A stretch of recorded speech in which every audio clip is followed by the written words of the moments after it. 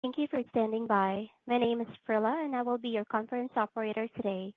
Welcome to the Cytokinetics Q2 2025 earnings conference call. This call is being recorded, and all participants are in a listen-only mode.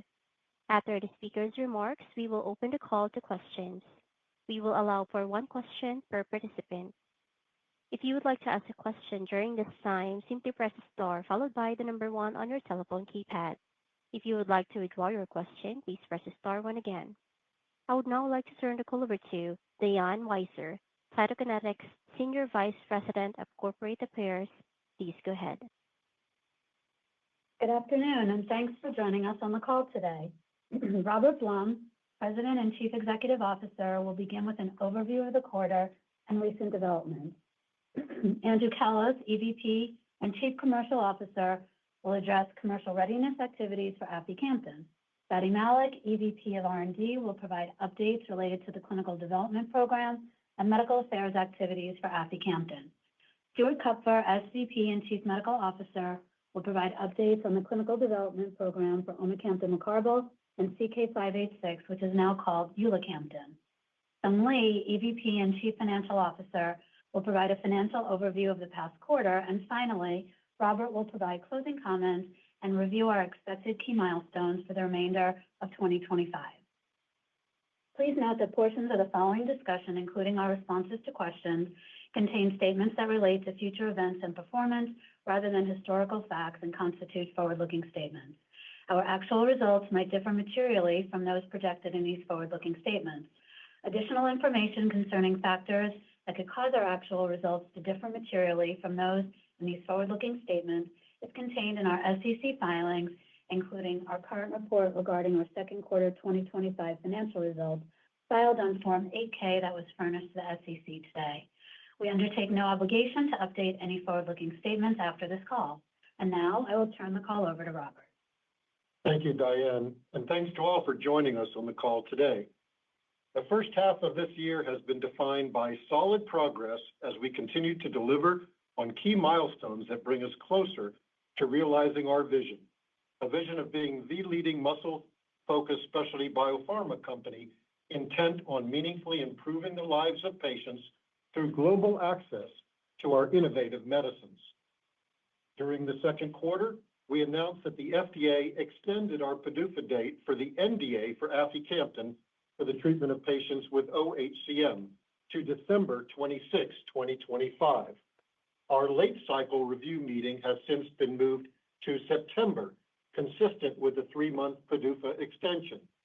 We believe this timing should have no bearing on the approvability of aficamten, and we look forward to that meeting with FDA, as we expect will occur soon and inform our next steps. In the meantime, all activities expected alongside the FDA's ongoing review process continue to timeline. For example, GCP inspections of clinical trial sites and also of Cytokinetics by FDA are now completed with no observations recorded. In addition, we're maintaining a productive dialogue with FDA, and we're answering questions to support their review of the NDA. Also, during the quarter, we had a collaborative meeting with FDA on our submitted REMS program following their initial review. Subsequent to the meeting, we promptly submitted an updated REMS package, and despite the extension to the PDUFA date, we remain confident in the U.S. regulatory position of aficamten, given the quality of our clinical data, perceived alignment on a REMS program, and ongoing collaborative dialogue with FDA. We also maintain strong conviction that the data behind aficamten support its potential FDA approval, its distinct benefit-risk and pharmaceutic profile, and potentially differentiated label and risk mitigation profile as a potential new treatment option for patients with oHCM. At the same time, regulatory reviews for aficamten continued during the second quarter in both Europe and in China.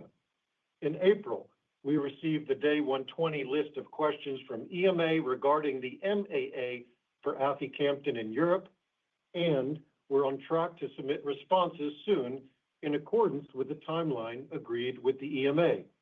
EMA inspections of clinical sites and of Cytokinetics have also been completed with the overall conclusion that the conduct of the phase 3 trial was compliant with regulations and guidelines, and data are acceptable and reliable.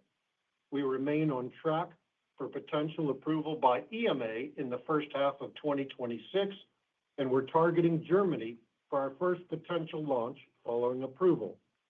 We have also been working closely with Sanofi, our partner in China, to support the NDA review of aficamten with the NMPA, and that's on accelerated regulatory pathway for innovative therapies.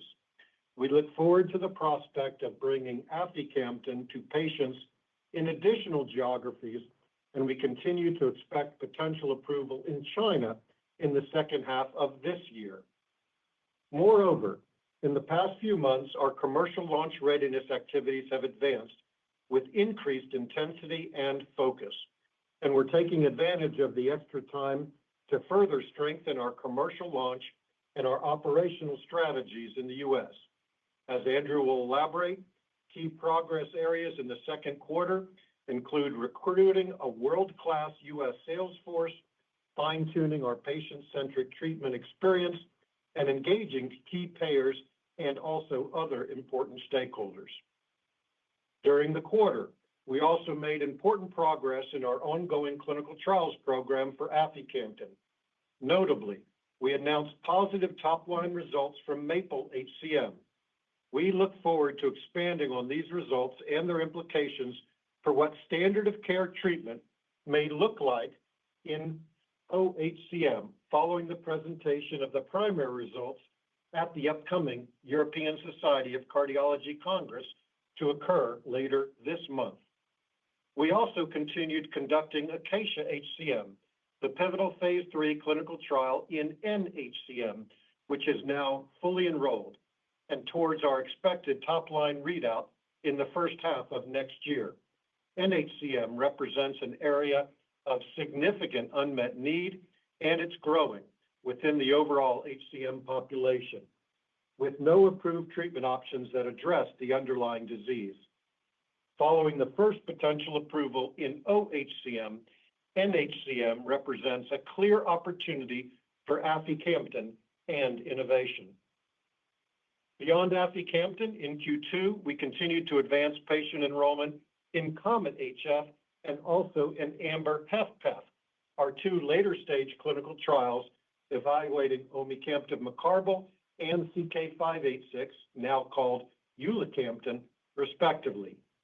Each trial addresses a different form of advanced heart failure, and these programs are central to our mission of delivering new medicines to patients suffering from diseases of cardiac muscle dysfunction, and also addressing the high unmet needs in heart failure as we progress our specialty cardiology franchise forward.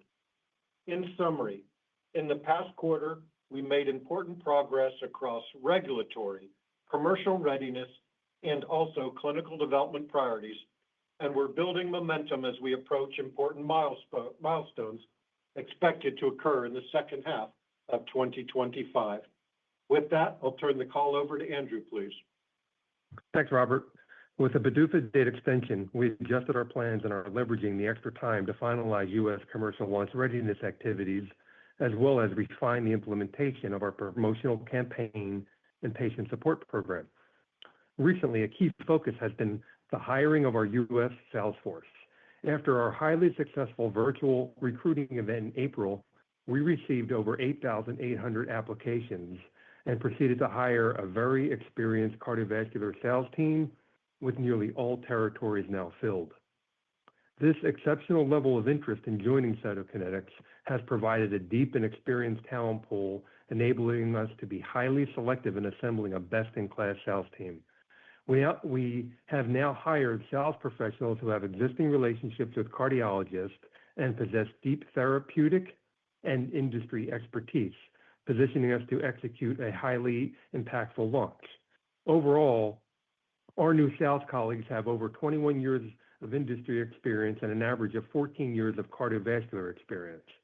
We expect to have the sales force on board and trained in Q4 so they're ready for an early Q1 2026 U.S. launch of aficamten. Additionally, during the quarter, we also made progress in optimizing our distribution network of specialty pharmacies and distributors. This infrastructure will be key in delivering a high-quality, patient-centric experience for both patients and providers alike. We also advanced the development of our bespoke patient support program. Taken together, we have a goal to create an integrated, simple, and patient-centric treatment and assistance experience across all touchpoints, both for HCPs and their patients. As we approach potential approval later this year and commercialization, we remain focused and driven by the compelling unmet need.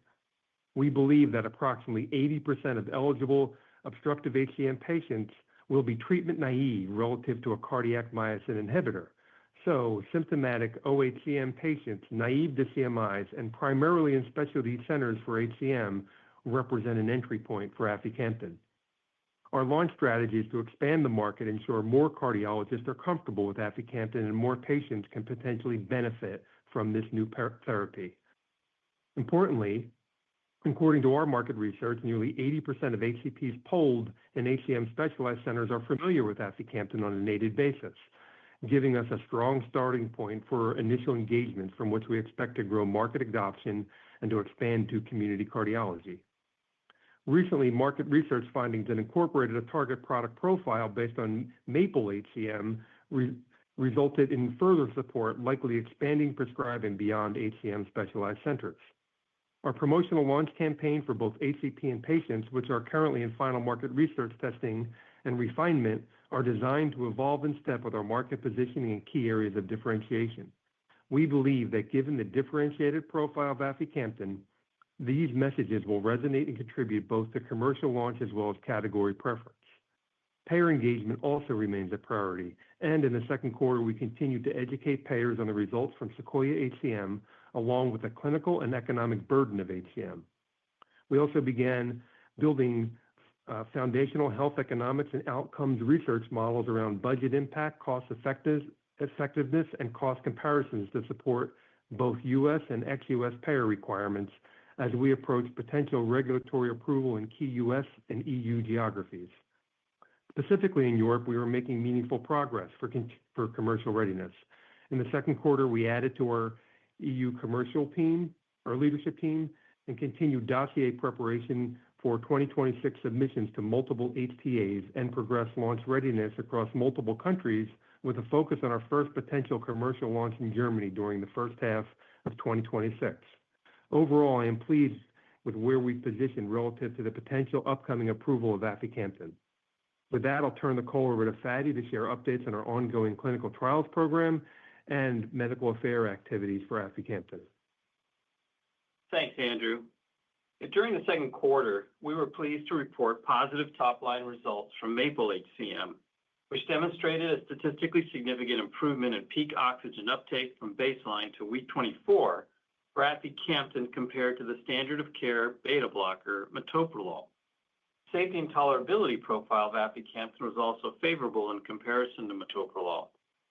MAPLE-HCM is the only trial comparing a cardiac myosin inhibitor head-to-head with the long-standing standard of care therapeutic approach of beta-adrenergic receptor blockade. As we recently announced, the full results from MAPLE-HCM will be presented in a hotline session on Saturday, August 30th, at the European Society of Cardiology Congress in Madrid later this month. A pre-specified analysis from the trial on the effect of aficamten versus metoprolol on cardiac structure and function will also be presented on Sunday, August 31st. Until then, we can't elaborate on the top-line results, but we look forward to sharing much more detail in a few weeks. Why are these data important? MAPLE-HCM reads not only on the treatment effect and safety of aficamten compared to metoprolol, but also on the impact of metoprolol itself on exercise performance, gradients, symptoms, and biomarkers. As you'll see when the results are presented at ESC, we believe these results may lead to their incorporation into treatment guidelines and may lead to changes in standard of care treatment algorithms in obstructive HCM. We also plan to share other data and analyses of interest at ESC, including a late-breaking clinical trial presentation on the incidence and impact of atrial fibrillation in patients with OHCM via an integrated analysis of Redwood-HCM, Sequoia-HCM, and Forest-HCM.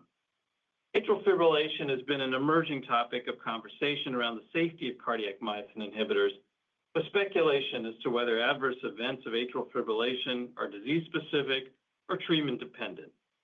As we've previously shared in completed studies of aficamten, we've observed no difference in the rates of atrial fibrillation between placebo and aficamten, and in the open-label extension trial, Forest-HCM, the incidence remains similar to historical data.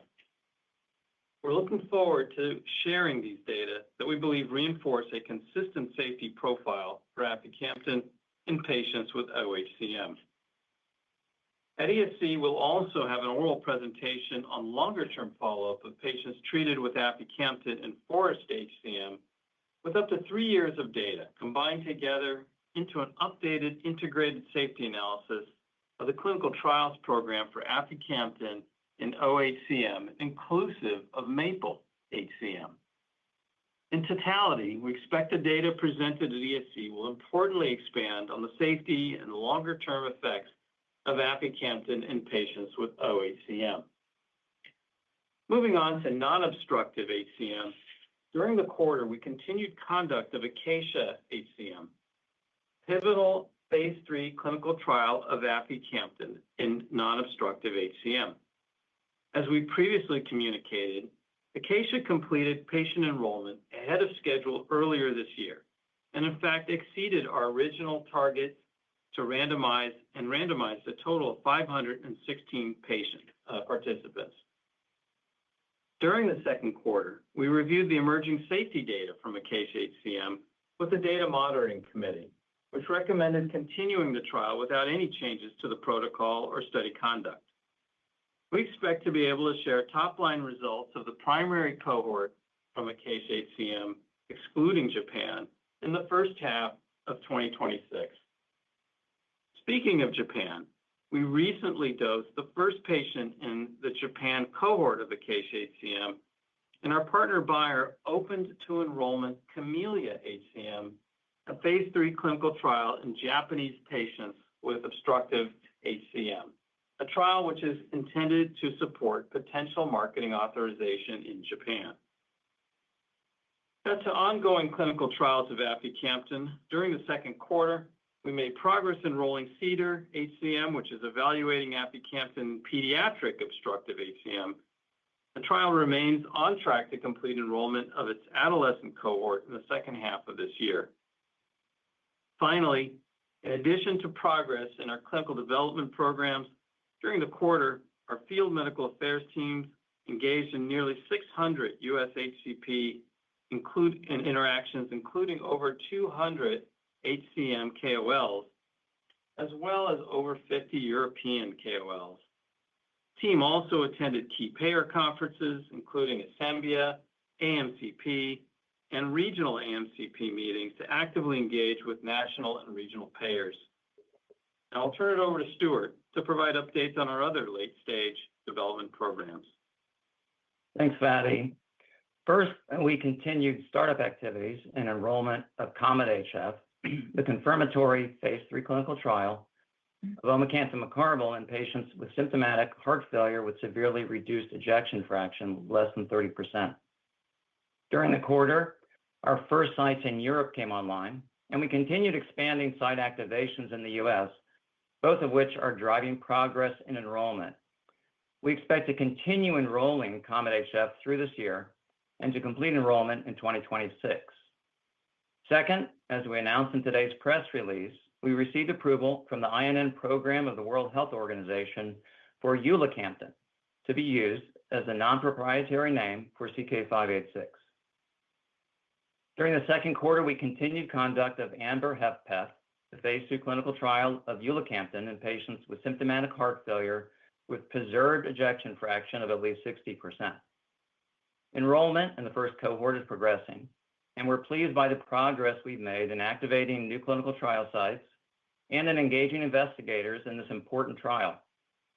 Overall, we're encouraged by the clinical trials progress of both of these later-stage pipeline programs, which represent the next strategic pillars in advancing our specialty cardiology franchise. Despite the advances in heart failure care over the years, a substantial unmet need persists across the spectrum of the disease, and one that we believe our potential medicines may impact. With that, I'll pass it to Sung. Thanks, Stuart. We're pleased to report our second quarter of 2025 financial results. Starting with the balance sheet, we finished the second quarter with approximately $1.04 billion in cash equivalents, and investments compared to $1.09 billion at the end of the first quarter of 2025. In the second quarter, we exercised our option on the Tranche 4 loan provided by Royalty Pharma and received proceeds of $75 million. We have an option to draw $100 million on the Tranche 5 loan prior to November 25th of this year. R&D expenses for the second quarter were $112.6 million compared to $79.6 million for the same period in 2024.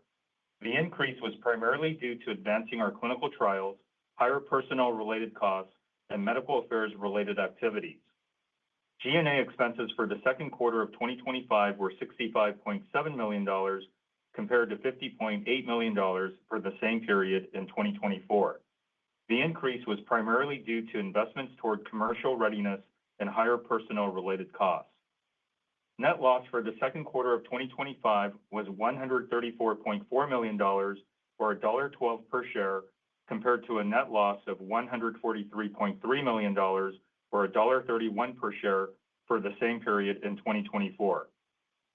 Turning to our financial guidance, we are maintaining our full year 2025 financial guidance, with GAAP operating expense expected to be between $670 million and $710 million. Stock-based compensation that is included in GAAP operating expense is expected to be between $110 million and $120 million. Excluding stock-based compensation from GAAP operating expense results in a range of $550 million to $600 million. We continue to monitor the pace of our commercial readiness investments as we move closer to the PDUFA date for aficamten, and we will update you accordingly. With our current balance sheet and access to additional capital, we are well positioned to fund the potential launch of aficamten in the U.S. later this year and continue to advance our pipeline. With that, I'll hand it back to Robert. Thank you, Sung.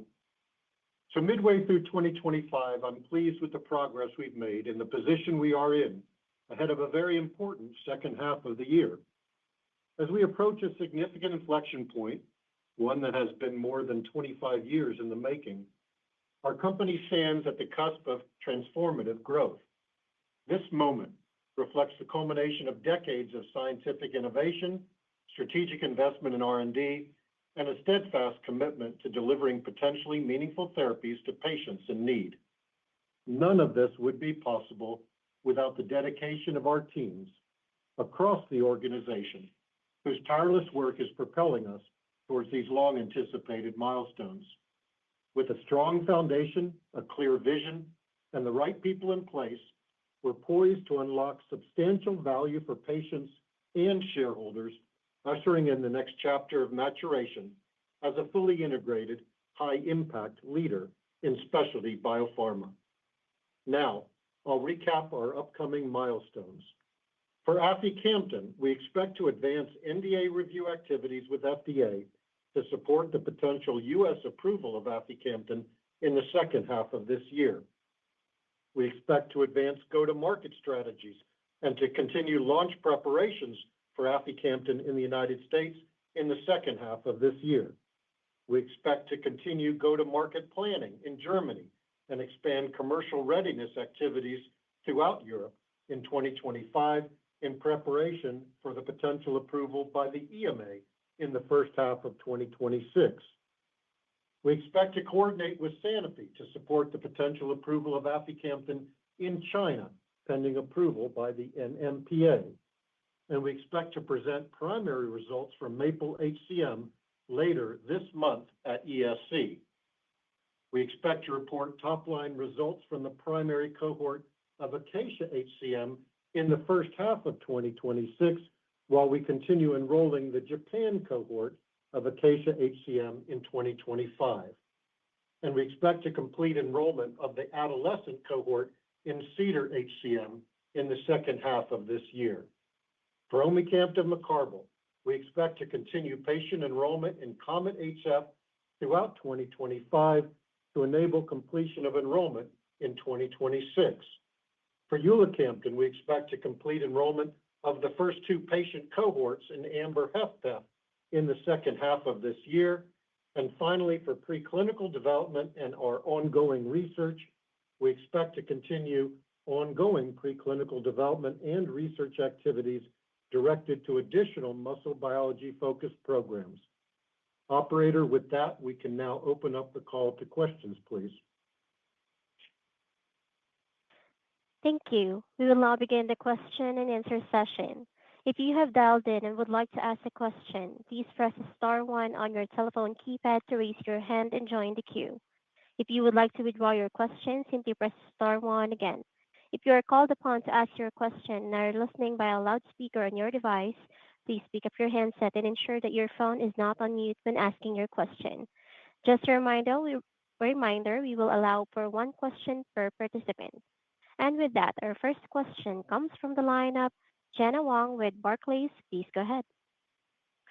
Hello, Thank Gena. you for taking my thank you for taking my questions. I have so many. Okay, but I will limit my question to one. That's regarding the ESC update. So you did mention the MAPLE data could be potentially guideline change.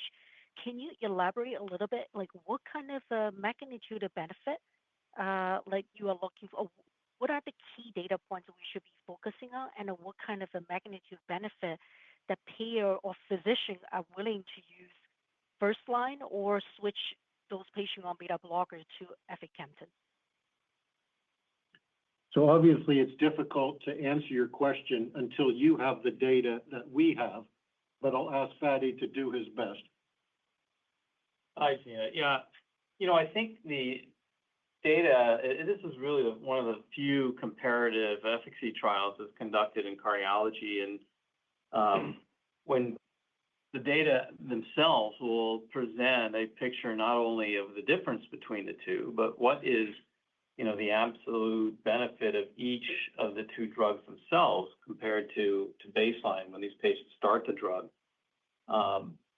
Right now, cardiac myosin inhibitors are thought of as, last line of treatment after you fail everything else.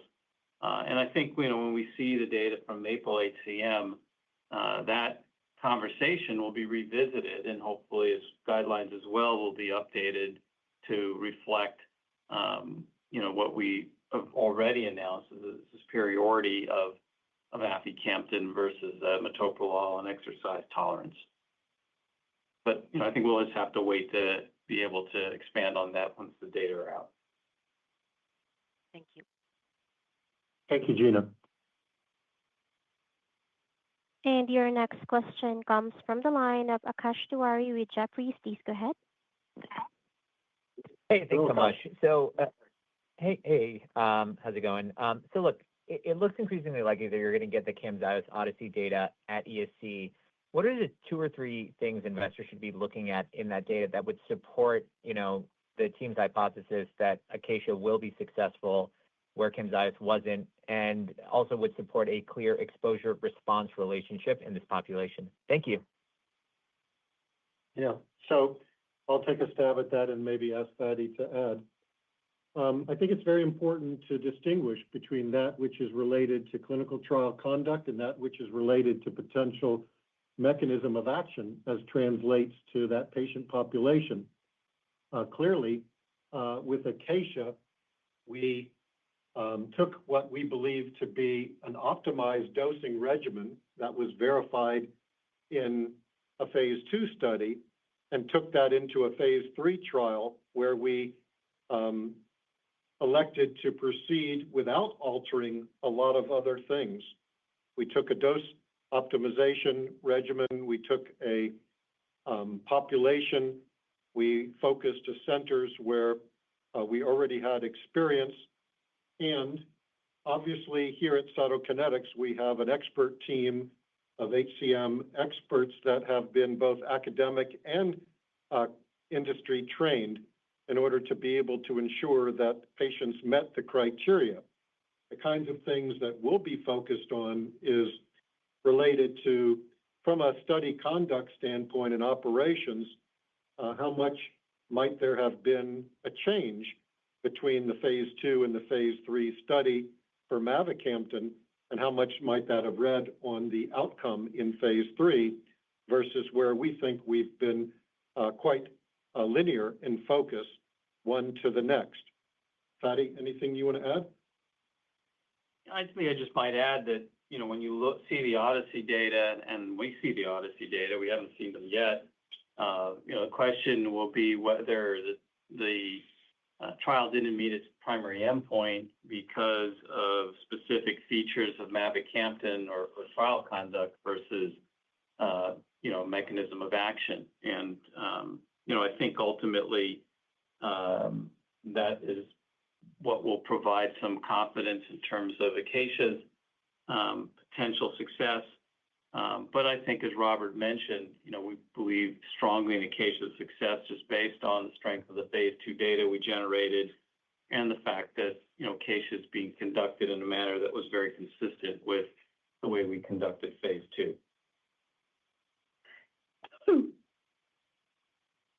Thank you, Akash. And your next question comes from the line of Tess Romero with JP Morgan. Please go ahead. Hi, good afternoon, Robert and team. Thanks so much for taking our question. So, what does an ideal label look like for aficamten and obstructive HCM here? And Robert, can you just double click on any specifics you can give us on the updated REMS that it sounds like you submitted versus the original one, and how these updates track to your expectations for a differentiated REMS? Thank you. Yes, so there's a lot in that question that I cannot unpack, given that we are in ongoing conversations with FDA. But I think what I can say is that an ideal label for aficamten is one that tracks with its engineered properties and the way it's been studied. And both are, we believe, enabling of differentiation as could be supportive of our expected profile. We designed into aficamten features that Fady has spoken of often, and we've studied aficamten in ways that we believe elaborate on how those features read on benefit risk. And the data from our phase 2 and phase 3 studies, and also as further substantiated in the open label extension, are supportive of what we've argued would be a potential differentiated program in the clinical setting for patients, but also for physicians. I might ask Andrew, our Chief Commercial Officer, to speak to how his market research has been pointing to the unmet need and where we believe a differentiated label could support our expectations and aspirations. Sure, Robert. So I think you addressed well that a differentiated label really would reflect the results of the clinical trial and the properties of aficamten. In terms of market research, I think what we've seen in our research is if the REMS and the label do reflect the properties and the study, that we would be expecting good uptake at the centers of excellence where most of the prescribing is occurring now. There's already, as I mentioned in my remarks earlier, there's a lot of, 80% plus of physicians in those centers who are aware of aficamten. So very, very high awareness even before we come to market.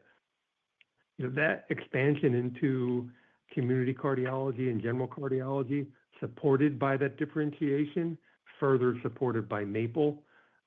That's what we're finding in our market research, leading to a preference here, even adjusted for overstatement in our market research. So ultimately, we have to wait to see what that label and REMS looks like from the FDA, but we're pretty bullish given those comments. Thank you, Andrew. Thank you, Tess. And your next question comes from the line of Salim Syed with Mizuho. Please go ahead. Hey guys, good afternoon. Thanks for the question. I guess one for us on the OHCM late cycle meeting. So, Robert, what exactly are you planning to learn or discuss in that September late cycle meeting? And just can you remind us how much of the REMS negotiation here actually happens post the late cycle meeting, actually during the label negotiations themselves? Thank you. You know, Salim, very good questions. I'm not sure I can answer them to your full satisfaction simply because so much has already been discussed between Cytokinetics and FDA. I would hope that come the late cycle meeting, we're learning that everything we are assuming continues to be tracking towards potential approval and that there's nothing new that gets introduced.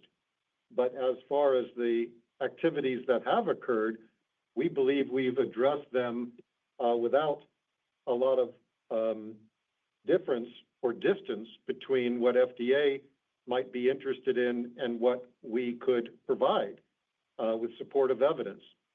Case in point, the REMS. FDA and Cytokinetics convened a meeting to discuss the REMS promptly after we submitted one, and the conversation was a very fruitful one. We were able to turn around very quickly revisions that we believe were responsive to FDA's interests, and as such, I would hope that at a late cycle meeting we get validation that we're all good to go. But you know, this is somewhat uncharted territory with regard to a REMS conversation, and it may be that we learn something new. I hope not, but we're very much in a position where we think we're aligned together with FDA on what it's interested in. And to that point, it was anticipated very nicely by Cytokinetics, our colleagues here, such that when we heard from FDA that they did in fact want a REMS, we were ready to submit one right afterwards. So I guess in that regard, to answer your question, at a late cycle meeting, I'd like to learn that we're proceeding to final label conversations and that we're expecting no other new news. Okay, got it. Thank you very much. Thank you. And your next question comes from the line of Cory Kasimov with Evercore ISI. Please go ahead. Hello, Cory. Hey, Robert. Good afternoon. So I wanted to ask, go back to Acacia and wondering if you could walk us through how drug interruptions and discontinuation protocols differ versus Odyssey. I guess I'm particularly curious about how Acacia differs from the 4-week dose interruption that is necessary if LVF drops below 50%, as was the case in Odyssey. And maybe you can point out any other significant design differences you would maybe call out between the two studies. Thank you. Yeah, so the design differences are significant. It would appear much like there are design differences in other studies. And again, how Acacia is conducted in accordance with that design may ultimately prove to matter. So I'll ask Fady to comment now that we have Odyssey as published in terms of the design, and we know what we're doing with Acacia. I think it's good to highlight some of those distinctions. Yeah, hi, Cory. I think, with regards to what happens when LVEF falls below 50, in the non-obstructives, you don't have a left ventricular outflow tract gradient to buffer you, for that. You really, I think of what we do in OHCM is we're tolerating the minimum effective dose, whereas in NHCM, we're tolerating the maximum tolerated dose, which is quite a different concept. And so with EFs less than 50, it's nice that with Acacia, primarily as long as the EF's above 40, patients can just down titrate drug. There is no treatment interruption. For an EF below 40, they do interrupt drug for about a week, and they would resume drug after that at a lower dose. So that's a substantial difference, I think, from Odyssey, where patients have to interrupt drug for 4 weeks and restart, and leads to a lot of disruption, if you will, in treatment. Another aspect of this is that we tested all the doses, if you will, in phase 2, 5, 10, 15, and 20, and primarily the 15 and 20 milligram doses were the ones that were most commonly used.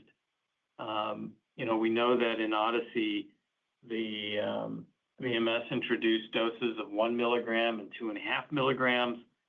Patients could down titrate to those doses, and ultimately, we don't know if the dose density, if you will, is in the range that is known to be is potentially effective.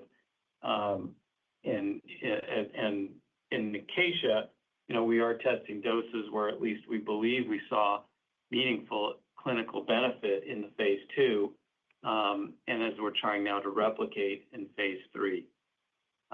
So I think, with regard to dosing, those are in EFs of less than 50, those are the major differences. There are some differences in the entry criteria with regards to thresholds, upper limit for peak VO2 or NT-proBNP. We have a group here that is highly knowledgeable about HCM and really look at every patient echo that came into the study, and so trying to maximize, if you will, the appropriateness of the patient population. So I think there is a number of differences there, and ultimately, when we see the Odyssey data, we can ask ourselves which of them might be impactful in terms of Acacia's success down the road. That's very helpful. Appreciate it. Thanks, Corey. And your next question comes from the line of Yasmeen Rahimi with Piper Sandler. Please go ahead. Hi, this is Emma on for Yas. Thank you for taking our question. I guess mine is, what are your expectations in regards to potential REM differences between the U.S. and EU and implications of that? Thank you.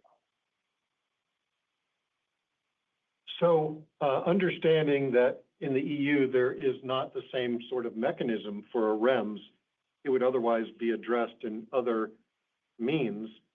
I don't think there's going to be altogether so many differences taken collectively in light of the fact that we conducted an international study and the conversations we're having with FDA and EMA are tracking very similarly.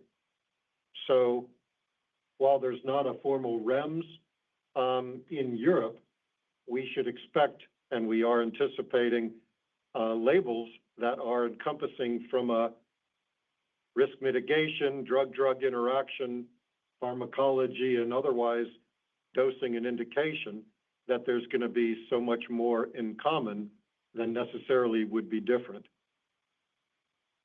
Thank you. Thank you. And your next question comes from the line of David Lebowitz with Citi. Please go ahead. Hello, David. Hi there. Thanks for taking our questions. This is Ike Lee on for David Lebowitz. I wanted to ask about the larger market opportunity in non-obstructive HCM, which we all know is there. Presumably, you will need to reach more community doctors, is our understanding, upon that launch. So thinking about that, how much larger do you think your sales force is going to be if and when that time comes? Thank you. Yeah, perhaps I'll ask Fady and maybe Stuart if he wants to add with regard to how NHCM is treated and where, and then maybe ask Andrew also to add his perspective to that, especially as it might ultimately read on the size of our commercial group. Yeah, no, NHCM is really like the tip of the iceberg. I think we see NHCM cases in clinics that are more severe, more obvious on echocardiograms and things. But it's a disease that is difficult to diagnose. And maybe Stuart, I'll ask you to comment on, what are the challenges with recognizing it and why, it might be far more prevalent throughout the community than we recognize. Well, I think as you commented previously, of course, the non-obstructive patients don't have gradients. And so that's one sort of key criterion that makes it more difficult to diagnose. And there are, a number of features that make the HCM patients sort of appear like patients with heart failure with preserved ejection fraction. And so it does take some discrimination to identify these patients without sort of assuming they're patients with heart failure with preserved ejection fraction. I think another important factor is, unlike obstructive HCM, where there are some more specific guidelines referring to available treatments, and we can debate about the evidence base to support those treatments, but there's sort of even less guidance around treatments in non-obstructive HCM. So clearly the medical need is even higher, and I think that maybe Andrew can address that. Sure. So when you look at NHCM versus OHCM, the initial physician target list won't be any different. So we're not expecting to increase our field force at the launch of NHCM. If a case is positive and it gets approved by regulatory authorities, the way we target and look at the cardiologists who are engaged in HCM, both diagnosis and treatment, is through claims data and ICD-10 codes. And the physicians we're calling on for OHCM treat both NHCM and OHCM. And there's a really large overlap with those subspecialties who are advanced heart failure cardiologists as well who treat HCM. So the around 10,000 who are 80% of the HCM diagnosis and treatment is where we're focused.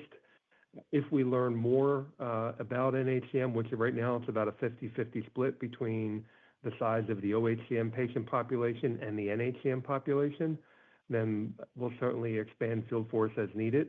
But at launch, we're not expecting it.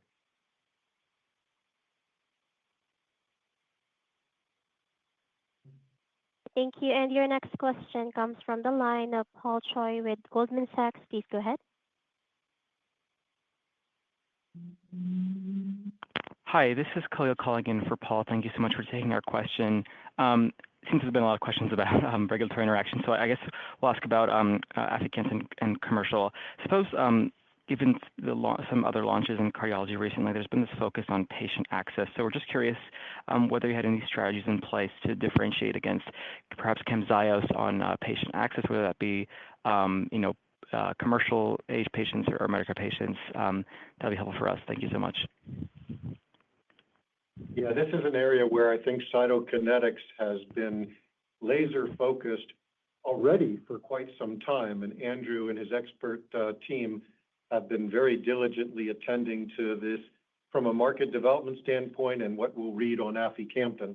So I'll ask him to comment. Sure. So as Robert had mentioned, we've had our account manager, field personnel talking to payers for quite some time. We've hit or have interacted with every major payer. When we look at commercial, we expect to have kind of parity of access in commercial. When we look at Medicare, we expect to have parity in access in Medicare. So the strategy really is to have the same access and really have differentiation and support be the differentiators. And when you look at patient support, we are designing our patient support program around this patient population and the journey they go through and the support that's needed, including REMS. When you look at the kinds of programs we'll support, we certainly will have for eligible patients, commercial patients, we'll have copay assistance, we'll have patient assistance programs for those who are uninsured or underinsured. So I think you'll find that the patient support programs, the access, the affordability are really targeted to be at par, if not slightly differentiated positively from where Mava is. The differentiation, again, is really going to be focused on the clinical data, the REMS, and the patient experience. Got it. Thank you very much. And your next question comes from the line of Jason Butler with Citizens JMP. Please go ahead. Hi, thanks for taking the question. Just, I guess, an extension of that. When you think about the expansion into Europe and the commercial work that you're doing there, can you just maybe speak to some of the similarities and differences of what needs to be done to get ready for the European launch? Yeah, so understand our focus is on the U.S. launch, but we're taking measured and deliberate steps in Europe to prepare for what would hopefully be a launch in the first half of the year with focus to Germany and then from there. So Andrew, in leading those activities with colleagues already domiciled in Europe, are looking at this country by country and where reimbursement is going to be ungating of some significant investment. But I'll ask him to describe more in detail how we're thinking about this. So I think the key thing is obvious is it's a country by country launch in Europe. You get EMA for most of Europe, exclude Switzerland and the UK for now, but you get EMA approval, so you get uniform approval across the majority of the European countries, and then you have to get reimbursement on a country by country basis. You have free pricing in Germany for 6 months while you're negotiating price. So that is a key difference in terms of launch by launch, and the government is the main payer. You have to go through health technology assessments and assign pricing and reimbursement, and then you launch. So, beyond the regulatory gate, then you have a reimbursement gate. I think the other key difference is once that reimbursement occurs, they're usually occurring in focus centers of excellence, hospital-specific cardiology. So it's more narrow and focused prescribing generally in Europe than in the US. And as Robert alluded to, Europe does not have a REMS program. Risk management is typically handled as part of labeling. So I think they're the key differences, but fundamentally, in terms of the differentiation in aficamten from the clinical trial and how we communicate that, once we get that access, that's going to be very similar, but again, on a country-by-country basis. Most of our spend does not occur on a country-by-country basis until reimbursement occurs. So we have gated, and we're building Europe slowly, where the US will launch all at once, hopefully, in end of this year, early next year. Europe will launch really over about 2 to 2.5 years based on that reimbursement timing. Hopefully we're being good students of how companies have gone to Europe, some who have done it more successfully, most who have not, frankly. And that's where Sung, working with Andrew, working with others of our executives, are taking a very disciplined, deliberate approach to how we think about Europe, and doing so as is informed by de-risking milestones.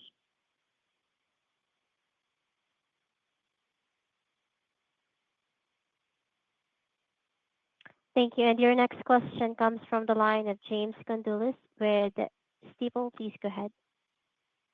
Hey, thanks so much for taking my question, and congrats on all the progress. Maybe just a quick one on HFpEF. Just curious, we'll get those data like early next year, and wondering if you can kind of frame out what a win looks like, and kind of in that context, wondering how important you think success in phase 3 within non-obstructive is, to kind of confirm any initial signals there, just kind of given both are driven by systolic dysfunction.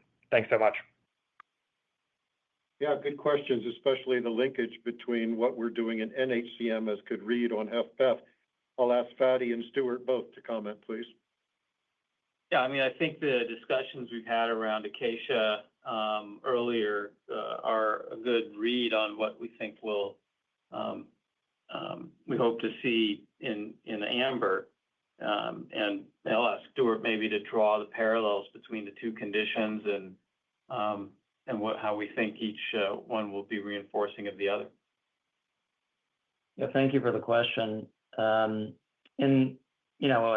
Fady mentioned, the non-obstructive HCM patients do inform potential benefit. And these patients with HFpEF and hypercontractility. And The endpoints that we're evaluating in our phase 2 AMBER HFpEF trial will read on the potential benefit. We'll be evaluating for symptomatic improvement, looking at endpoints like KCCQ, NYHA class, looking for improvements in symptoms, cardiac biomarkers like NT-proBNP and troponin, and of course, evaluating echocardiographic parameters, looking for potential benefit in terms of diastolic function. These will all contribute to the profile of potential benefit that will inform whether we progress to phase 3 and identifying dose or doses that will result in a favorable benefit risk profile. So again, we're encouraged by what we observe with non-obstructive HCM and the benefit with benefits with aficamten and the phase 2 Redwood trial and the ongoing cohort that's being evaluated in Forest, our open label extension. So those are some of the key findings that we'll be looking for, as well as safety and tolerability. Thanks.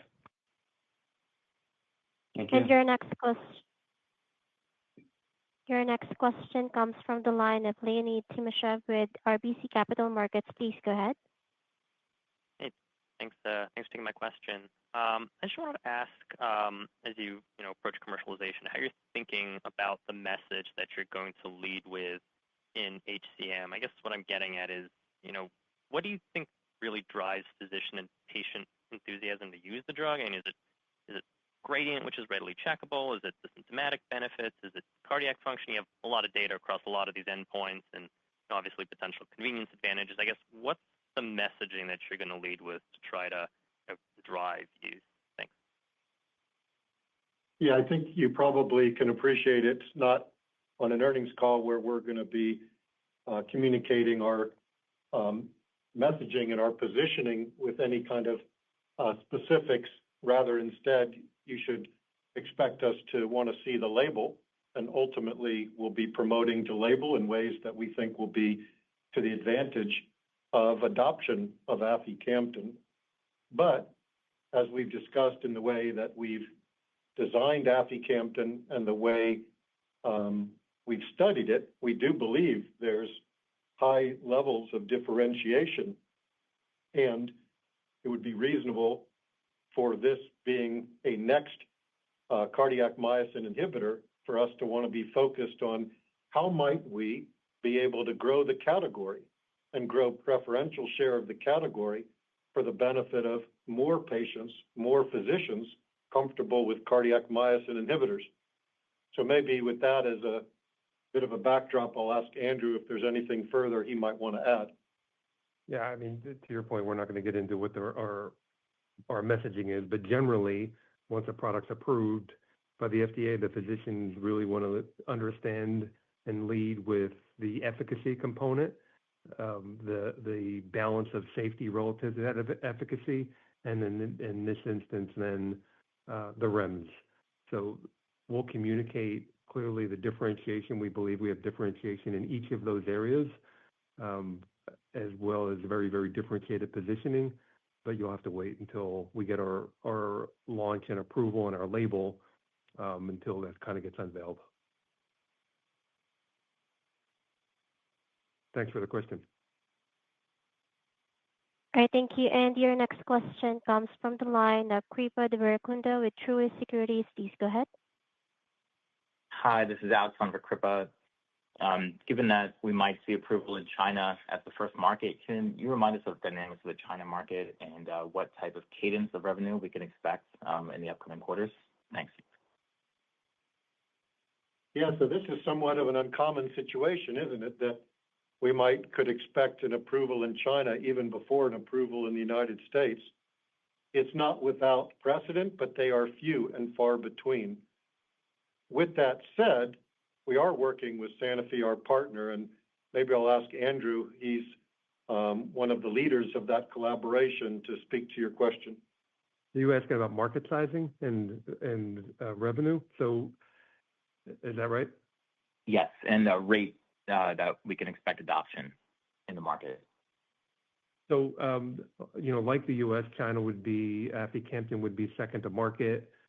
Like, kind of like Europe, you need to get NRDL listing, National Reimbursed Drug Listing in China. That it occurs on an annual basis, and you have to file by the end of June of a given year to have reimbursement the following January. So likely the first period of time reimbursement would be through cash paying market versus, say, MAVA having NRDL. So I would imagine that the uptake would be slow at start, but it's a large market, as you can imagine. There's over 350,000 patients who are very concentrated into about 1,300 hospitals. Obviously, we have a very sophisticated multinational partner who knows that market extremely well. So I won't comment on the phasing, but I would only say that once reimbursement occurs, I would expect an acceleration, follow that national drug reimbursement. Hopefully that answers your question. Yeah, thanks, and congrats on the progress. Thank you. And your next question comes from the line of Joe Pantginis with H.C. Wainwright. Please go ahead. Hey, everybody. Good afternoon. Hey, Joe. Thanks for taking the question. First, I guess maybe for Andrew, it's as you're preparing with all your broad commercial preparations, what do you feel are some of the components that you're required to do but won't necessarily need, but needed to go through the motions depending on how a potential REMS may or may not play out? And secondly, potential for Stuart, as you're looking at COMET, with the company's very broad experience with omecamtiv long term, how would you characterize the site excitement with regard to enrollment versus all the other omecamtiv studies? Thanks. So the first question was a complicated one. I'm trying to make sure I understand it, Joe. Your question is the kinds of things we prepared for that we might not need to do. Is that what I heard? Correct. Based on how REMS may or may not play out. Yeah. So we're pretty clear-minded on how this is evolving, and frankly, it's quite aligned to the 3 meetings we had with FDA even before we submitted the NDA. Although you'll remember we did not submit originally with a REMS, we had already anticipated what we thought mattered to FDA, and we incorporated that into label. And then FDA indicated it would, in fact, like to see a REMS. So we were already prepared to execute on that in the form of a REMS. So I don't know that there's much in the way of distance between what we expected and where we're at, such that we had to prepare something that may not be relevant. I think we've got a pretty good idea as to where this is going. With respect to your next question, maybe I'll ask Stuart to comment on the level of investigator interest in COMET. Yeah, thank you. Bottom line is there's a lot of interest in COMET, and we're very pleased to see that, and it's for several reasons. One is recognition of the very high unmet need in these patients with heart failure and severely reduced ejection fraction. They really don't have medical options before on the road to end-stage heart failure. So they recognize that omecamtiv mecarbil is a potential medical option to save off that outcome. Second, they're very well aware of the results of Galactic, which of course was a positive trial.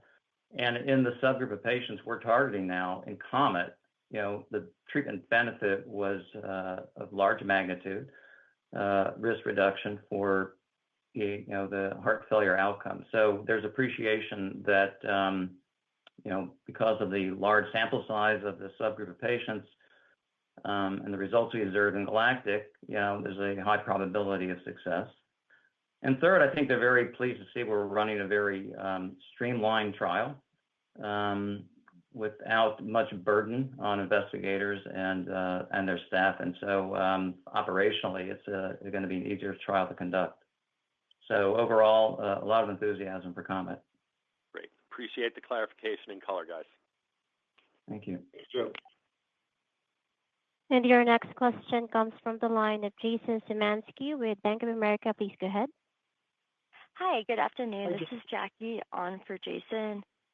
Thanks for taking our question and congrats on the progress. So now that you've seen more of the MAPLE data, can you comment on your expectations for first-line use? How receptive do you think prescribers and payers are likely to be? And how long do you think it'll take before there can be appreciable uptake in this part of the market? Sure. So I'll start, and I think Fady and Andrew can both respond from their respective viewpoints. What I will say is that we conducted a study head-to-head of aficamten versus metoprolol, and I do believe it'll raise some eyebrows as to what is currently guideline-directed first-line therapy. But maybe that shouldn't be too surprising in retrospect because those guidelines were written absent a randomized controlled study of metoprolol in this population. So this is building of a body of evidence that didn't exist before. And for having done that, we do believe that aficamten, and you'll understand maybe why we believe this after you see the results, should be part of the conversation about what medicines to reach for in what order for the treatment of these patients. Now, granted, metoprolol is a generic drug, and there's ample experience with beta blockers, but I do believe in Cytokinetics fashion, we're doing rigorous clinical research to inform guidelines, and the guidelines will hopefully take into consideration the way in which the study was robustly conducted and the fidelity of the results. With that, I'll ask Fady to speak to that, and maybe Andrew, if he wants to also comment on how that might ultimately get reflected and over what time frame in guidelines and how that may inform adoption. Yeah, I mean, I think, it's going to take a while before beta blockers are displaced as first-line treatment, given the cost differential. But I think a study like MAPLE-HCM will facilitate earlier movement and hopefully elevate aficamten in the guidelines, so it's not seen as the last line of therapy before surgery potentially, but instead is seen on par with the other therapies that physicians can consider. And so, if patients are only modestly improved, they know that they have an alternative that they can move to more quickly. And with longer time, we hope to be able to develop evidence that there are things beyond just symptom and function relief that aficamten addresses that other therapies don't, given aficamten targets, the underlying pathophysiology of disease. So with that, we someday may be able to show that, we reduce the progression of disease. And then it becomes, I think, a much more important question as to which therapy to start. So this is the beginning, I think, of a sort of a longer run in terms of changing the standard of care in this disease. Yeah, I would think, our expectation is launch in the first several years after launch, that first-line therapy is likely not going to occur, mainly because of payers. And, Robert mentioned beta blockers obviously are generic, but what we do expect to occur is, more patients being on a aficamten than would have been otherwise without MAPLE. We expect the acceleration of an add-on of aficamten to a beta blocker and maybe weaning off a beta blocker after the start over time. So I think those are the kinds of things you'll see for the first several years. If guidelines are updated and aficamten is part of first-line therapy, then with broader use, we could see first-line therapy. But again, I think that's several years out.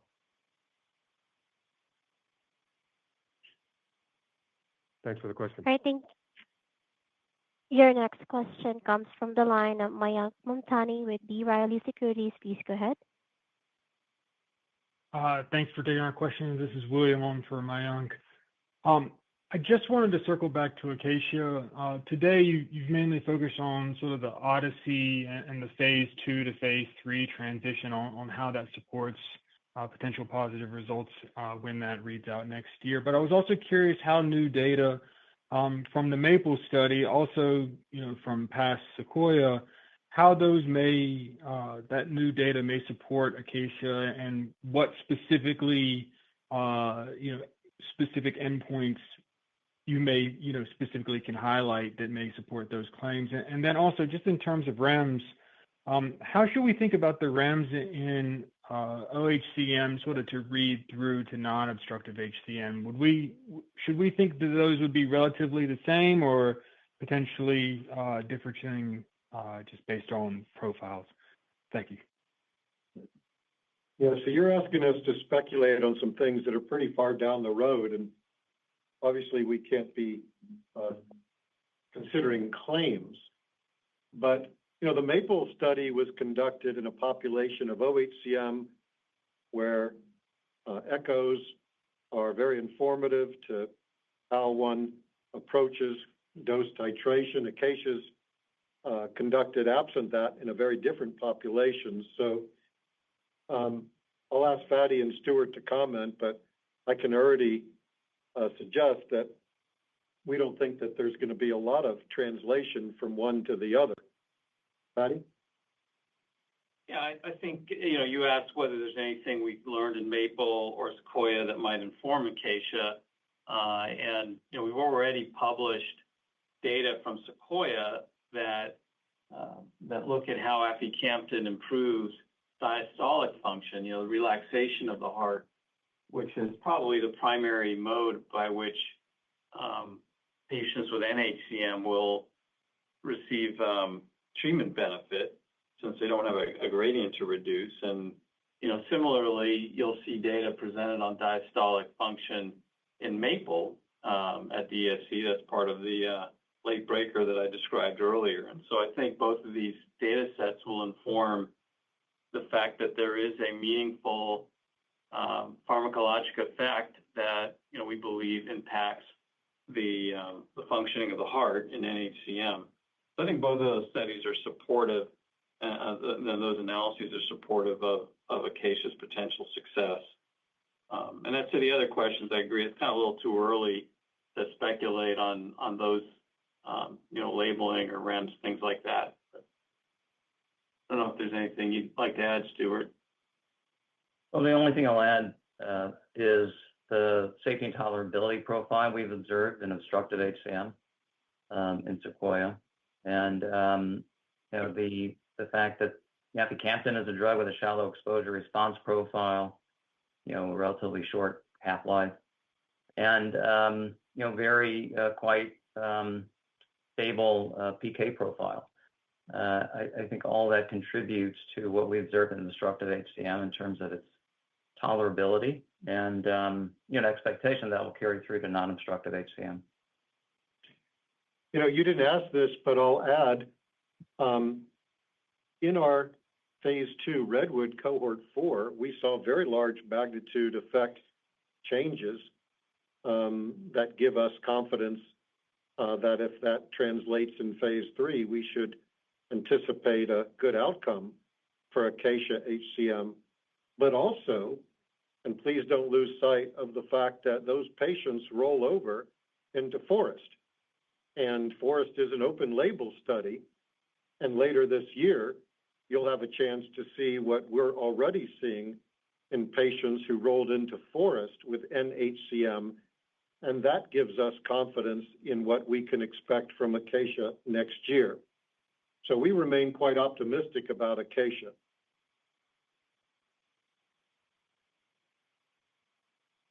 Appreciate it. Thank you, Andy.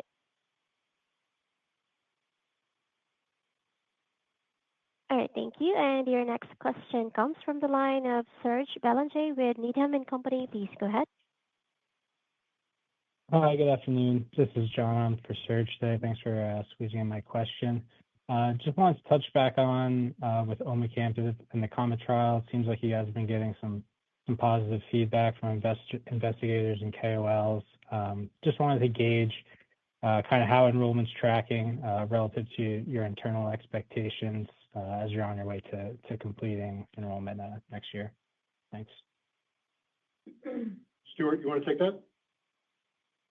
Sure. Yeah. As we sort of indicated in our, in the call today and a press release, the COMET-HF trial enrollment is on track. We plan to, this is an 1,800 patient trial, less than a fourth of the size of Galactic. So that certainly makes it easier in terms of the operational scope. However, this is a more severe patient population, so we are targeting a smaller subgroup of patients with HFrEF.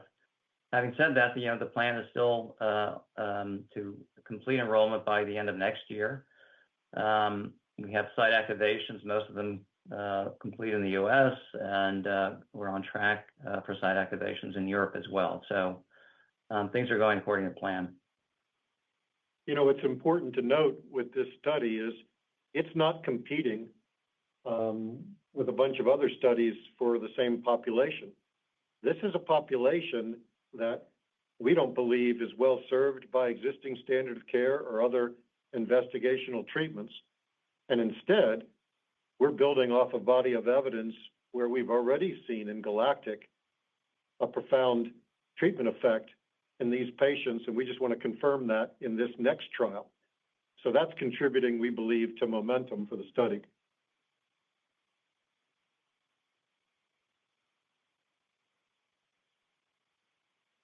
All right, thank you. And your next question comes from the line of Roanna Ruiz with Leerink Partners. Please go ahead.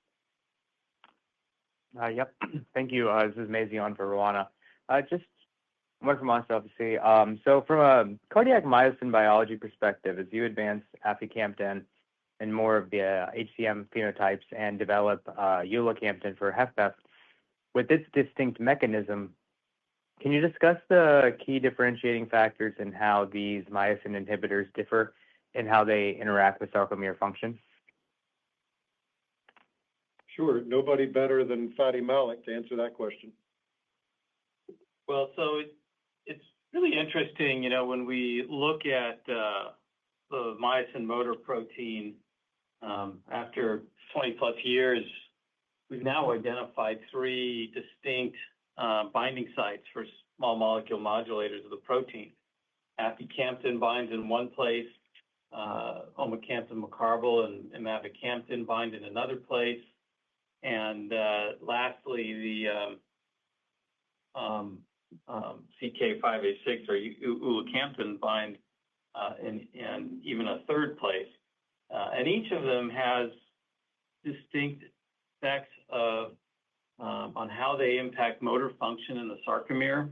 You can describe. I won't really go into the details and specifics here, but those differences, I think, as we may be seeing in the clinic, lead to differences in their profiles. And I think it's still a little early to know exactly how they differ and which one may be preferred. But there are, I think, differences that are emerging. With ulacamten, we see potentially a more shallow decrease in ejection fraction, a more shallow PK/PD curve than even aficamten. We think the reversibility of both compounds is not just a feature of the compound itself, but also potentially the mechanism where they bind. So I'd say stay tuned, and I hope to someday write a paper that describes all the various different biology and how it links to clinical. Thank you so much. Yeah, good question. And your next question comes from the line of Ash Verma with UBS. Please go ahead.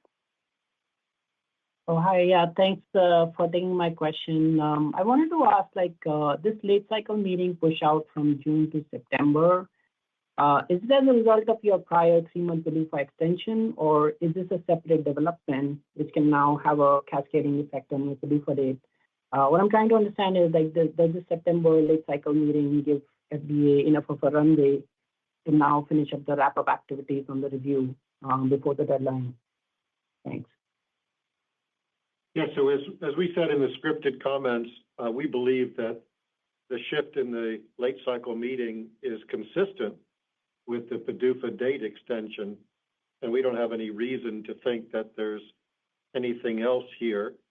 And we believe that based on interactions we've been having in the meantime with FDA, that we should consider still this as a hopeful approval consistent with PDUFA date. No reason to believe otherwise. Great. Good to hear that. Thanks. Thank you. And I'm showing no further questions at this time. I would like to turn it back to the President and CEO, Robert Blum, for closing remarks.